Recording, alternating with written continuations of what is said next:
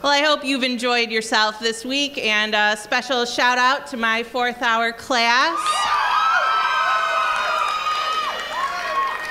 You have been wonderful all year, but I have adored watching you watch Writers Week this year so much. It's been so much fun. You've enjoyed it every minute, just like I have, and it just makes me really, really happy. So I'm going to start off with a little bit of a sad story that has a happy ending, just so you know. Once upon a time, there was a Fremd High School that did not have a Writers Week. Isn't that sad? Like unimaginable, right? And then once upon a time, the gentleman that you are going to see today decided that this school was too sad and too dangerous, with too many kids going around crying all the time because they didn't have anything to look forward to. And so they were in a very boring meeting, which is sad, and they decided to change our lives as we know it, right? By creating Writers Week, and that all started 21 years ago. And now the happy ending is that they are retired, and they're very happy about that, right? Yeah, most days, when they're not busy missing us who are still here. But the happy part is that Writers Week is going to continue on, and really is, their legacy, what they have left Fremd High School with, and what more could we really wish, than to leave our mark in some significant way in a place that was significant to us, to people who are important to us. And a lot of you did not have the good fortune to be taught by any of the teachers who are sitting behind me, but they care about you too, right? And they want you to enjoy your high school years, and that's really what Writers Week is all about. That's why we're here. So I'm not going to say too much more because I want to give them as much time as possible. So I don't even know who's going first. I'm just going to name them all. Kevin Bruner, you want to wave? So if you've ever written a shareable draft in your English class, you have Kevin Bruner to thank for that. Some days, I know, you're not so thankful, but mostly you really are, especially Matt Nicholson there in the first row. Tony Romano, Illinois Author of the Year, and a man who is quite familiar to many of you, given that he has not long been retired, is Gary Anderson. Give it up.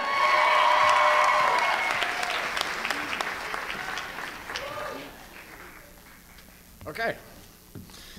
Thanks for coming here. This is much different than yesterday. I was at Bartlett High School yesterday, and the auditorium is twice the size, and it's not as intimate.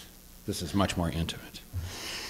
Since I retired, I've been doing a lot of things, but one of those has been teaching freshman composition at Waubonsee Community College.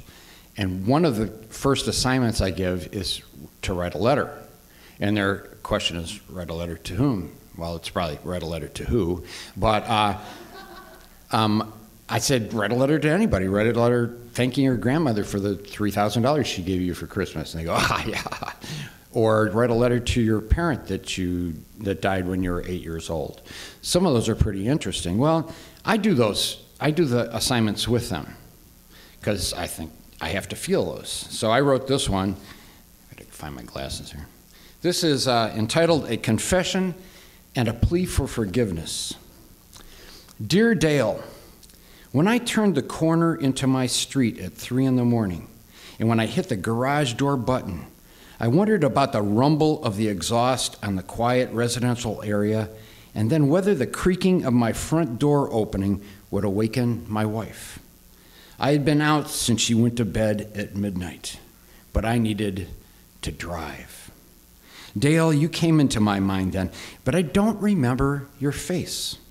I did, however, remember your 1968 dark blue MGB and wondered if you ever knew. I suppose this letter is either a confession or a thank you, though probably both. For months back in 1968 and 69, I would borrow that car in the early hours before dawn. And for my sins, I have become addicted to British sports cars and convertibles. Not necessarily in that order. The thrill of walking to the second floor, finding your pants hanging over the chair in your room, digging the key out, and quietly floating down the stairs to the parking lot hovers over me as I sneak back into my garage in the middle of the night, with no real reason for guilt except for what I had done to you so many years ago. Because an MGB is louder than most cars, and the windows to the dormitory were always open no matter the weather, I would unlock the door, push the car backward out of the parking space, then forward down the block past the other garages when I could jump in, pull the choke, and fire the engine up. I loved the feel of air rushing by, sound of gears winding up before shifting, echo from the exhaust of passing buildings, grip of the car on the road, and jolt from each bump on the pavement, stiffness of the suspension, tightness of the steering wheel, short throw of the gear shift. All of these are aspects of that car and experience I recall with such clarity, with such love. Driving would never be the same for me, ever. I think about you when I drive around a corner between cornfields. Then the exhaust from my TR6 growled as I throttled the six-cylinder engine up, the roar of the engine whipping out over between the rows of corn, the stars above me, blocked only by the windshield frame. Yes, I thought of you. I still feel guilty. I remember cutting the engine off on your MGB and coasting into the spot the car had been sitting an hour or two before. I sneaked back into your room to replace the keys, hoping that I wouldn't get caught and arrested for car theft, or maybe that you really knew and decided not to say anything. I feel bad about deceiving you, or thankful that you never said anything. A litany of British sports cars have passed through my life. MG midgets, TR3s, a few TR6s, some Japanese sports cars, but my favorite was the Austin Healey 3000. Someday, however, I may yet drive a Jaguar, maybe even a 1968 XKE. I'm reminded of you when the air is rushing through my hair, around my ears, hearing the whine of a motor at 3,000 RPMs and the G-force going around corners. At these times, a smile crosses my face. I am hopeful that you can find a place in your heart to forgive me. Bruner.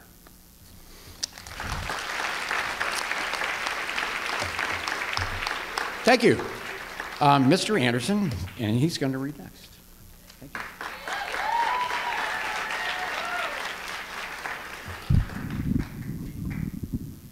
You don't have to choke cars anymore. No, I forgot. That's a lost art.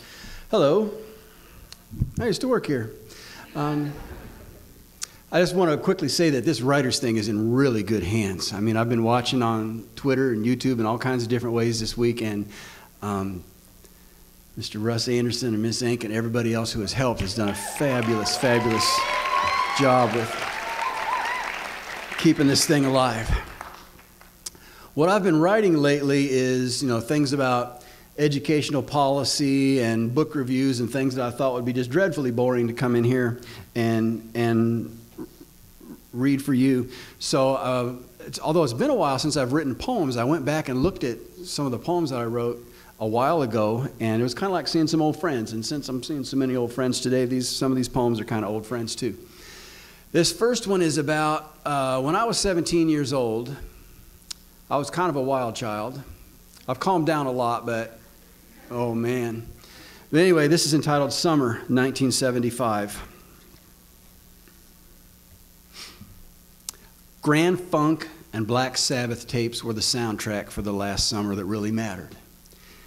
The only people in the world were those of us who sat on car hoods in the park, or played Frisbee on Main Street until 5 in the morning, or parked one county road over from the drive-in to watch Jaws, the third feature all summer long, just waiting in stone bliss for that big shark to silently rise above the cornfield standing between the screen and us.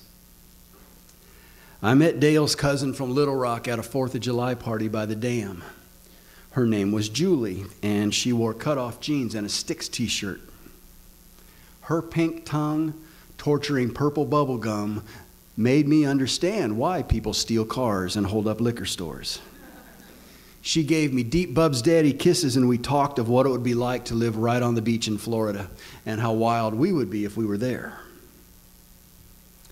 On the last Monday before school started, Dale and his motorcycle tried to beat a Union Pacific train to the crossing. He didn't bleed, but it broke every bone.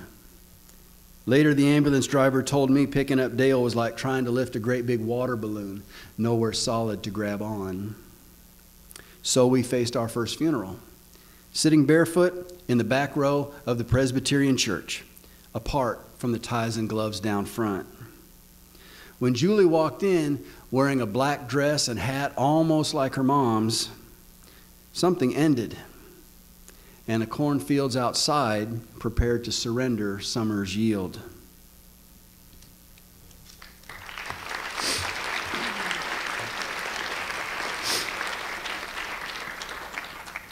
Well, in the vein of then I eventually became something resembling a grown-up, and these are some poems about my family. This first one is entitled Comforts, and it's about, well, when you suddenly have a baby in your house. On my way to bed, I check on her one more time. By full moonlight, each reassurance comes in turn. She is there. She is breathing, she is warm. And tonight, another thing. She lays curled on her side, knees drawn up and in, little hand by little face, the same pose we saw on a monitor months before her birth. So, something of that other life is with her still. This is a comfort, and I go to sleep by full moonlight. Awakening before dawn, I am slowly surprised to find myself knees pulled up, hand by face.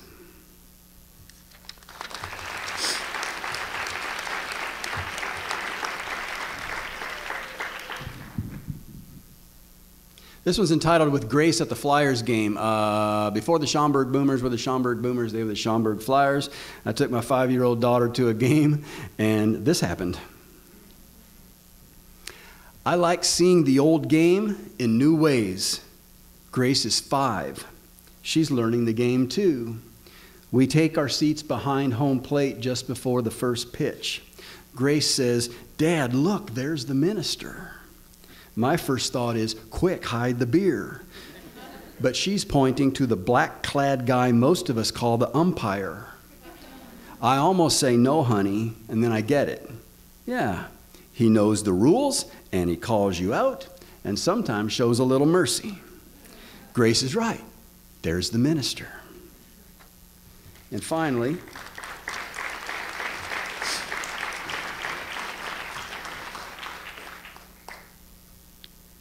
well, this title says it all. 5 times when getting married seemed the thing to do.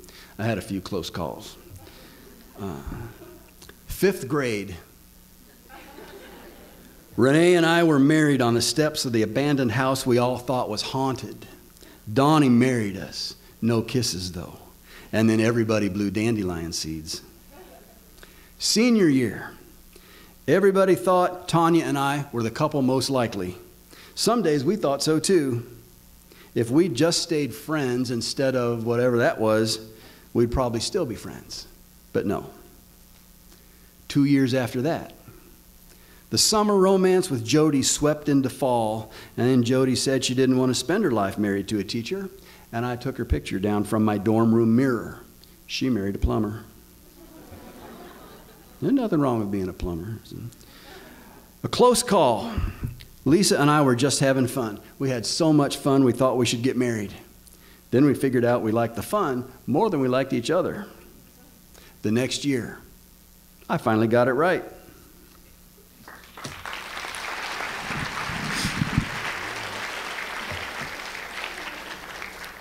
And now, the picture hanging on the wall in the media center is about to spring to life.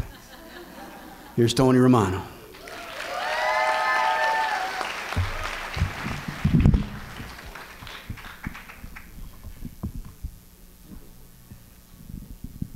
You have to excuse me for a second.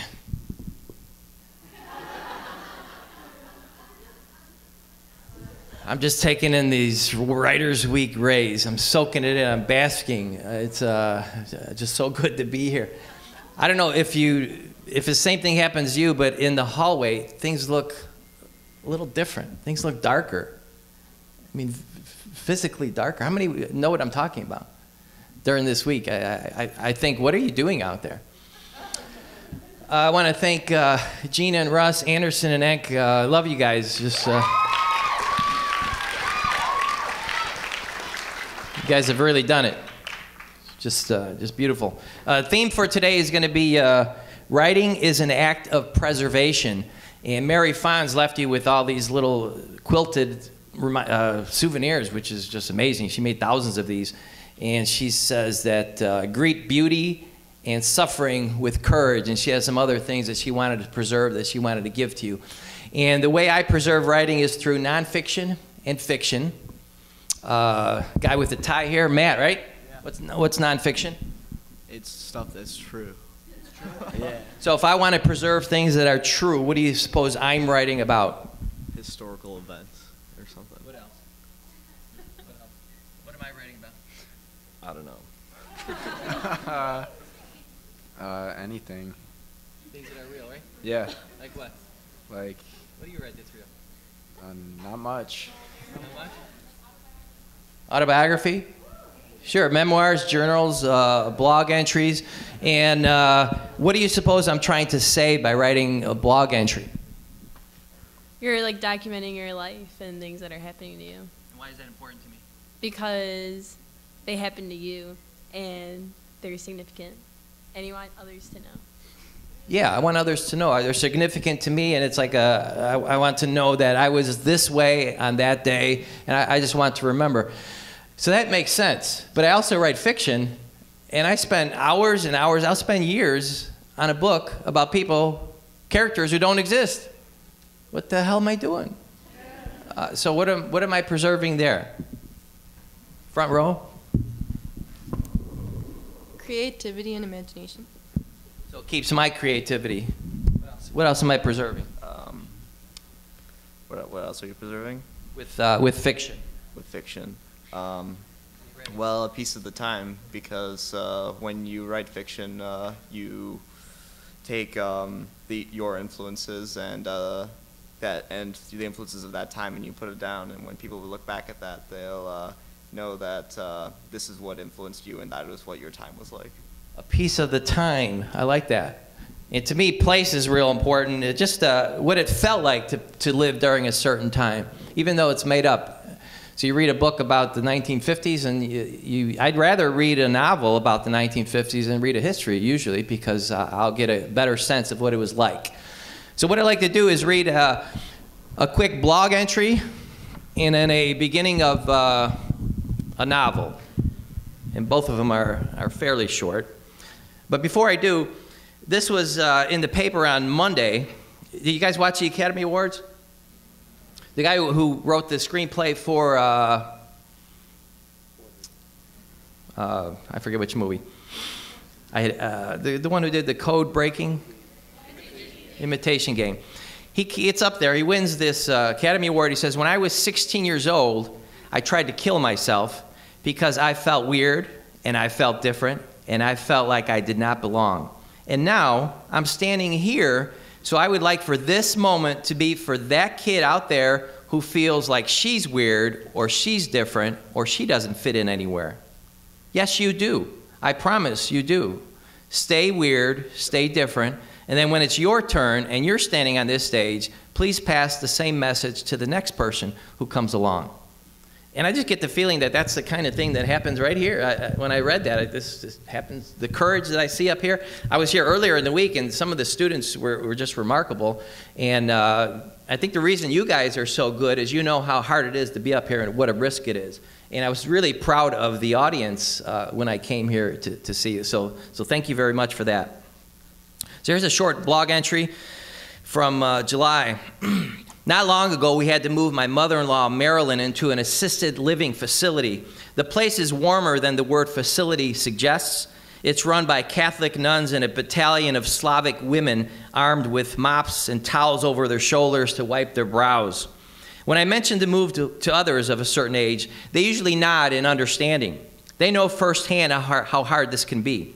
They know also about the challenge of dealing with the loved one's belongings, their stuff.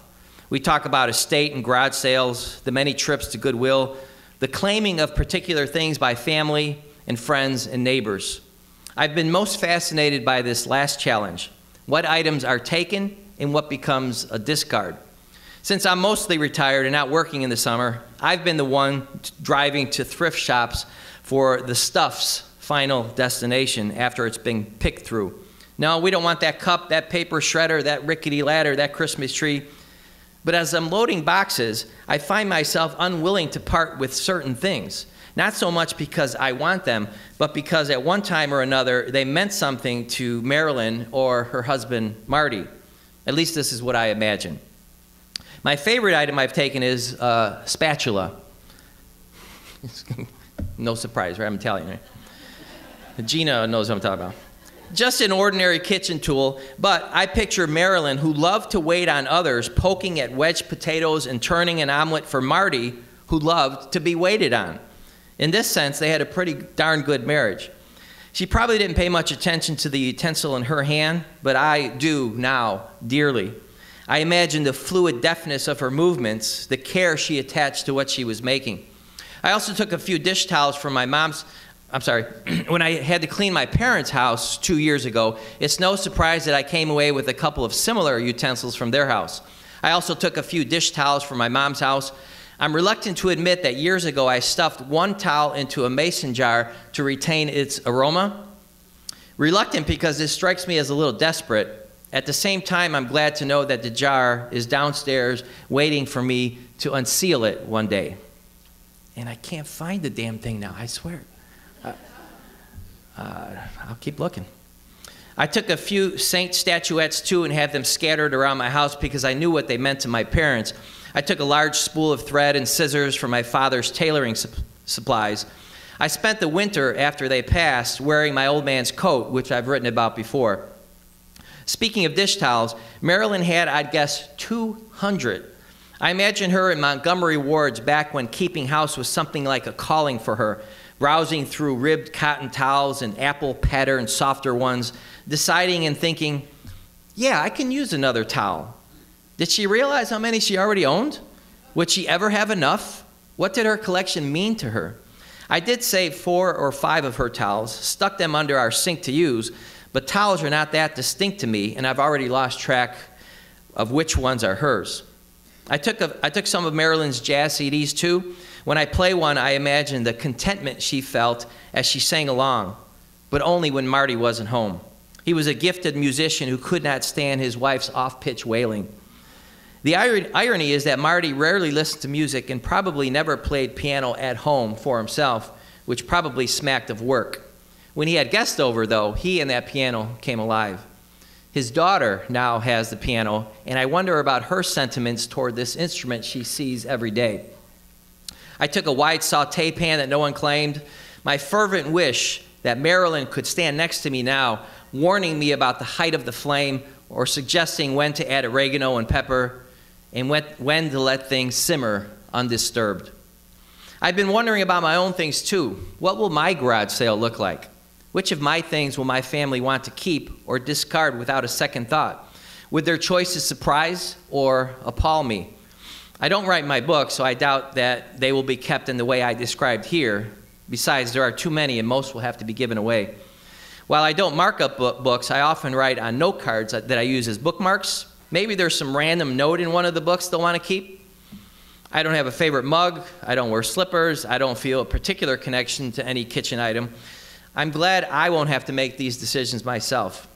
These legacies of daily life can be powerful, tapping into grief or joy that seem to be right there without notice. But it's probably best not to think too long on your own things and what they might mean to others someday.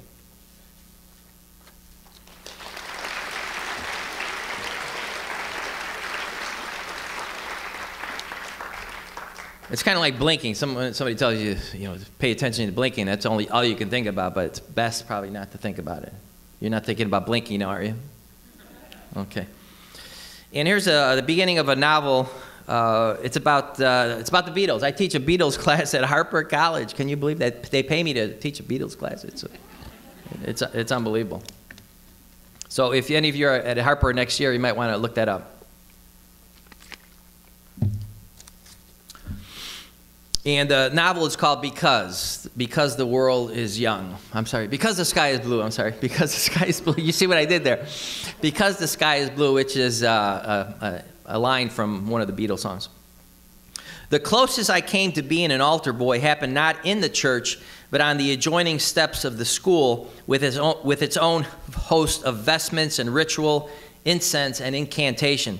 My brothers, Anthony and Alfredo, and the rest of the older guys would gather there on warm summer nights and settle around the portable record player where 45s of Jumpin' Jack Flash and Grazing in the Grass would blare from tinny speakers. I was just a kid and knew my place, off to the side, happy to be there, happy too to be sent to the end of the block for soda and chips and sometimes cigarettes when Buddy would sell them to me. Usually the music was backdrop to their card playing or their endless talk of chasing tail. But this was June 1967, a Tuesday night they'd reminisce about many times, trying to recapture who said what, unclear even about who was there. I never participated, of course, and I didn't care that each version differed slightly from the previous. Besides, all that mattered was the music, and we could return to that, intact, anytime. While some details are sketchy, others remain as vivid as my hand. What has stuck are snapshots, the record album tucked like a school book under someone's arm as he strides toward the granite steps, a thumbnail piercing the cellophane wrapper, the turntable lolling at 33 RPM, a foreign, sluggish speed for us, the inner ivory sleeve removed, and Anthony reaching inside without touching vinyl, then wedging it lightly between two palms before lowering it expertly to the spindle.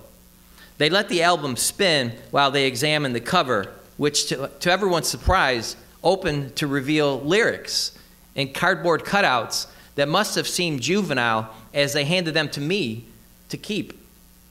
The lyrics, black letters on red, were hard to read under the streetlight's weak rays, so after a while, after gawking at Jane Mansfield on the front and identifying a few others, they passed the cover to me to safeguard, then turned to the record player, gazing at the slow revolutions of the pastel inner rim, not quite ready to reach for the arm of the needle.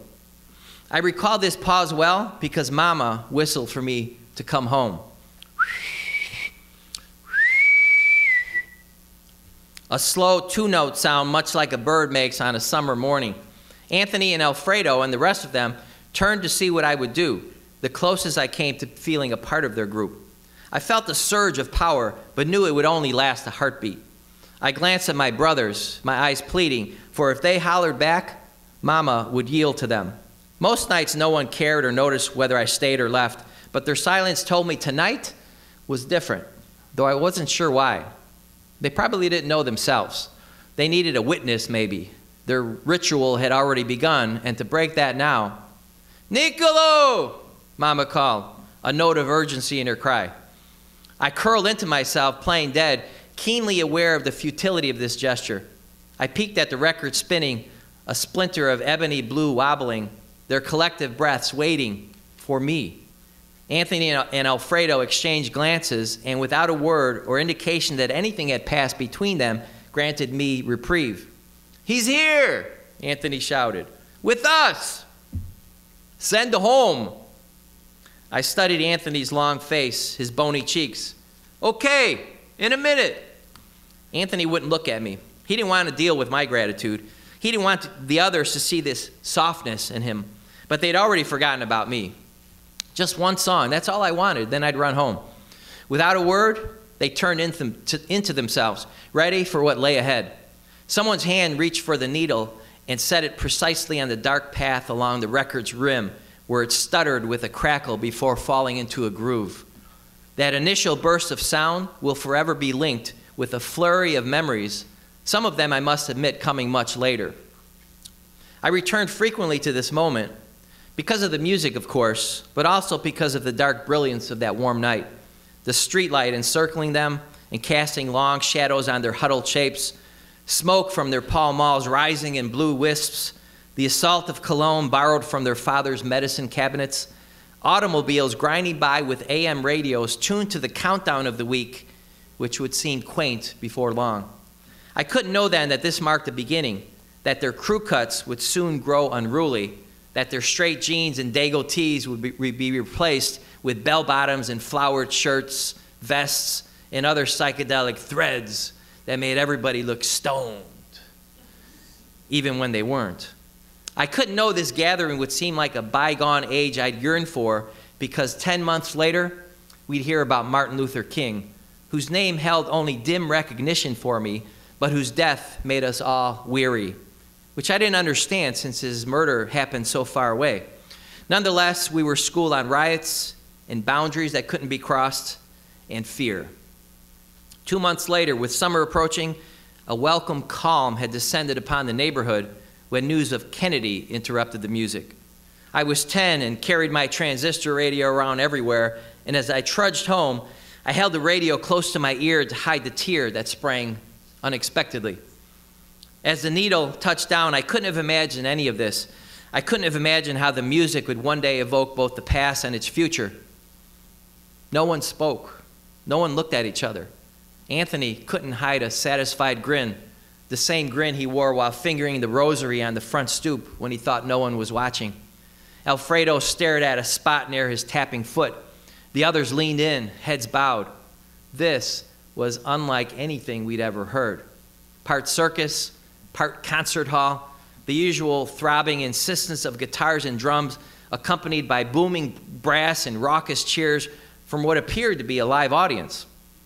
And those voices, vital and bright and singing only to you. I don't really want to stop the show, but I thought you might like to know.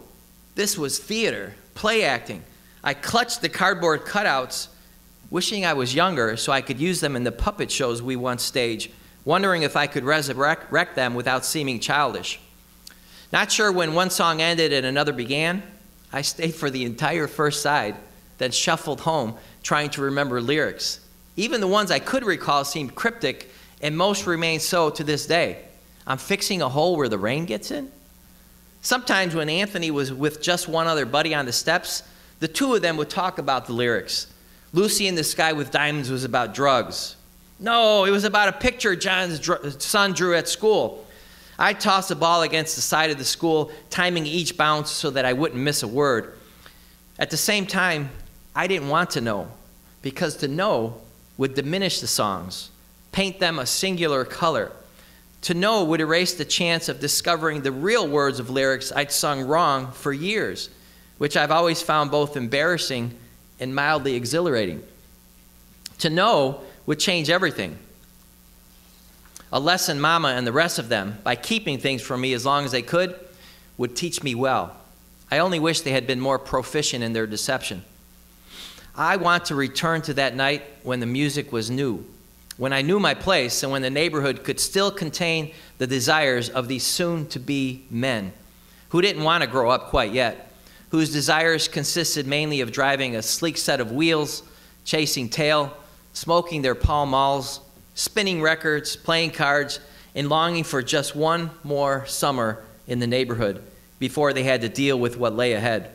Most of them had already begun their apprenticeships, one of them fitting pipe in the sewers because his old man was the foreman, 2 laying bricks, another one tagging along with an uncle learning plumbing and working his way toward precinct captain, promising to take care of us in the winter with city snowplows. Anthony and Alfredo worked at Uncle Vince's tavern, practically running the place. Years of lifting and laboring awaited all of them, and they'd already gotten a glimpse.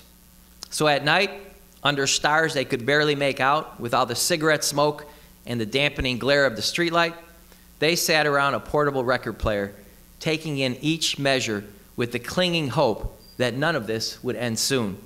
Unaware they were orchestrating memories for a boy who wanted nothing more than to watch and listen, lost in their music.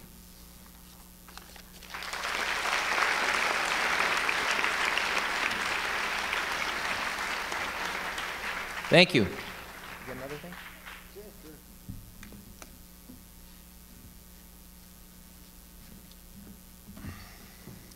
This is a poem that I wrote from a dream I had. From the 15th floor kitchen, old appliances, once white, turned ivory. I look out to where a window should be, but isn't. The wall is gone, as if from a bomb blast. The edge of the floor is jagged. From below, I hear children's voices echo up between buildings. I walk to the edge and lean out. 150 feet to fall would kill me, I realize. Unless I could fly, I tell myself. With that thought, my right foot slips, and tottering for a moment, panic floods over me in a wave, a rush that covers me from top to toes. The toes, I realize now, are bare. A breeze blows past and rocks me a bit closer. I nearly lose my grip. To save myself, I balance on one big left toe, that toe grasping the jagged edge, voices rising to tickle the pads of my feet. Trying to lean back to grab the chrome and vinyl kitchenette chair, its red set laughing at my predicament, I think, if this were a dream, I could fly. But this is a dream, and I consciously decide to let go. I begin to float above the floor, above the courtyard, above the voices. This is so cool, I think, and the exhilaration wakes me. Wow, I thought, and tried to return, but couldn't. Damn.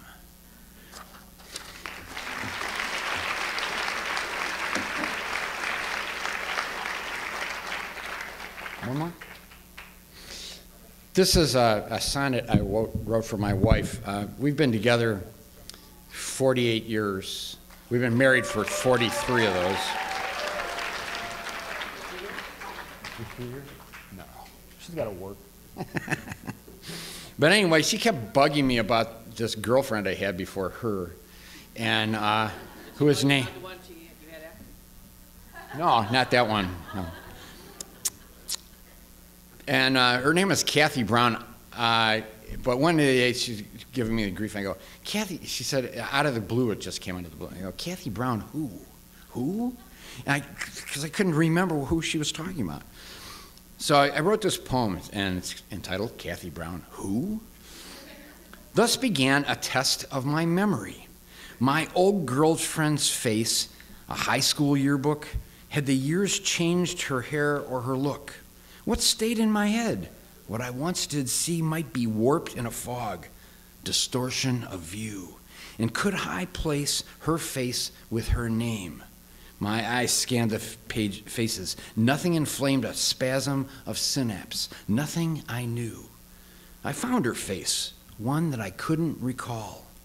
Gazing at the picture in the yearbook, her smile vaguely familiar, though it took a moment to see through years. And of all the days and months and years between, you demand reassurance of my love. Thanks.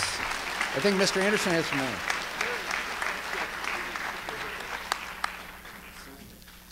Well, we've got a little nostalgia theme emerging here, don't we? Well, this is entitled Fight. The thing to do in 8th grade was fight somebody at 3:30 on Lincoln School's playground. So I told Randy Scudder one Friday I'd meet him there to pound him. My gangly friends and his acneed crew circled around us on the 4-square court, and I said, well, I came here to fight. How about you? He hit me so hard there are days I still feel it. And I just lost interest in the whole thing. I said, well, I believe I'll just go on home now. And Randy said, all right. In civics on Monday, I told him, you really gave me a shot. When Randy said, yeah, and you can really take a punch. It was almost like a win.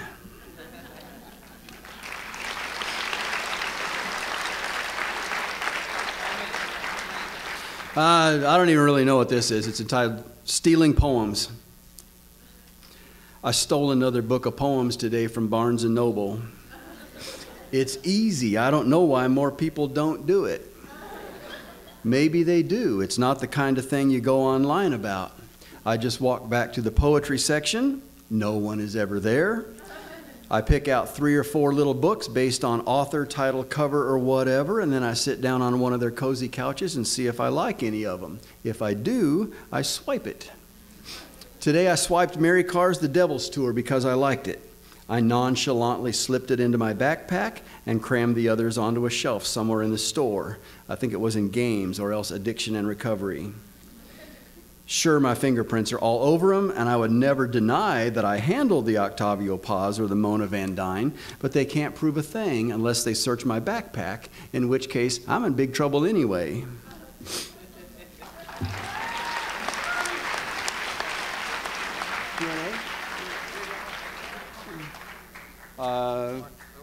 Tony Romano's telling me to do something, so he says you do it, you do it.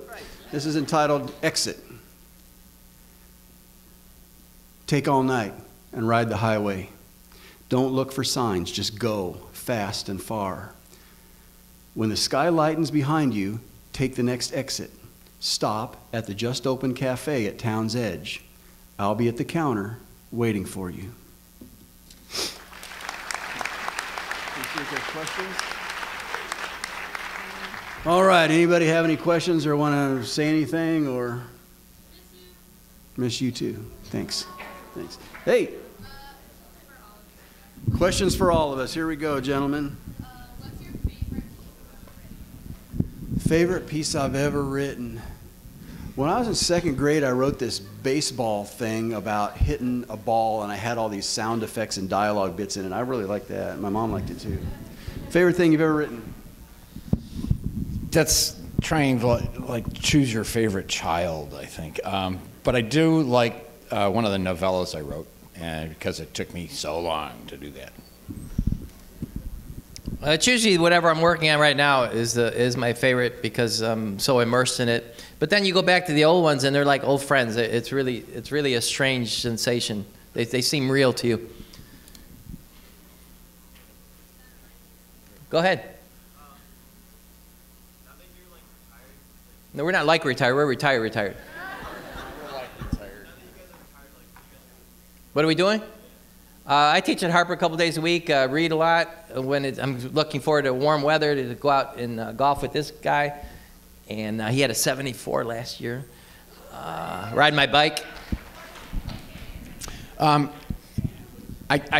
what Tony said, I kind of like to go back to last week. I was going through looking for things that I might read, and it was very interesting to go through all of these pieces that were, some of them were 5 years old, some of them were 15, and I just really enjoyed that, but I kept having to rewrite them, which is always a problem. Thanks. I teach at Harper 2 days a week. I also spend time at home writing. I drive my kids around a lot. I read an awful lot, and I've discovered the Antenna Channel. The other day I was cooking something I like to cook too, and the monkeys were on. I just stopped what I was doing. Monkey time. Yeah, go ahead. What inspired you to write? I don't think there's a what. There's just, it's just this, you just got to do it. And I hope that'll happen to you this week too. There's just sometimes it's like, I have to write this. Everything else stops, I have to write this. And I don't know if there's any impulse other than that. It's just, this is something worth getting down on paper. Yeah, I agree. Listening to the stuff today, I've already gotten 2 ideas for things to write about. So. Yeah, I'm reading all the time, so I think I'm kind of cocky where I think I can do this. I want to do this, and you never get there. You're never as good as you want to be. But I think for me, it's reading.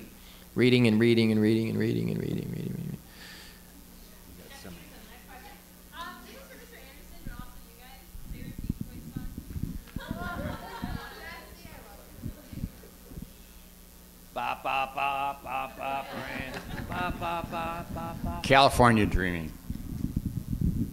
God only knows what I'd do without you.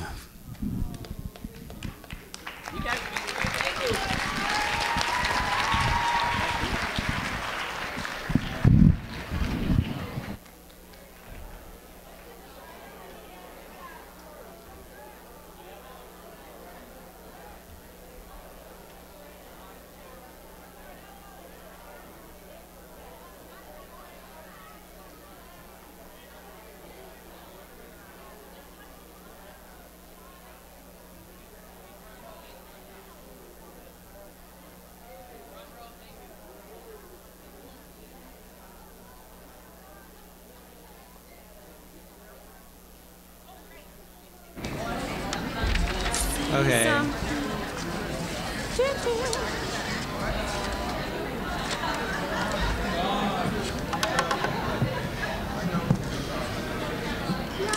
They on, do you know? Yeah. They are? Okay. Is yours on? Say something? Is yours on? Yeah. Hello? Yeah. Alrighty. Should we wait a little bit? Before they like leave. I don't know, I say we just keep Okay. Ready?